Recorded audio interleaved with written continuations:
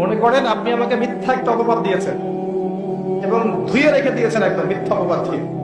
যতক্ষণ আমি আপনাকে মাফ না করছি, কাবা ঘরে গিয়ে গেলাফ ধরে কান্নাকাটি করলো, এই পাপ মাফ হবে না ইনশাআল্লাহ।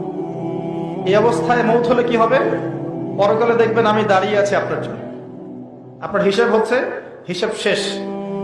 আপনি সালাত, সওম, হজ জাকাতের নেকি নিয়ে উঠেছেন, কিন্তু দেখছেন আমি দাঁড়িয়ে আছি, আমার মতো আরো 10 জন দাঁড়িয়ে আছে। ওই 10 জনকে আপনি গালি দিয়েছিলেন, অপবাদ দিয়েছিলেন, তাদের গীবত করেছিলেন, তাদের সম্পদ ও সম্মানের হানি করেছিলেন। এখন কিয়ামতের মাঠে আপনার নেকি দিয়ে এই ঋণ শোধ করতে হবে, অন্য কোনো অপশন নাই। আর যদি নেকি শেষ হয়ে যায় তখন কি হবে? তখন আমার আমলনামা থেকে কিছু গুনাহ আপনাকে নিতে হবে। আল্লাহ পাক ন্যায় বিচারক। আল্লাহ পাক শুধু গফুর রহিম নন, আল্লাহ পাক শুধু পরম করুণাময় অসীম দয়ালুই নন, বরং তিনি হচ্ছেন ন্যায় বিচারক। ন্যায় বিচারক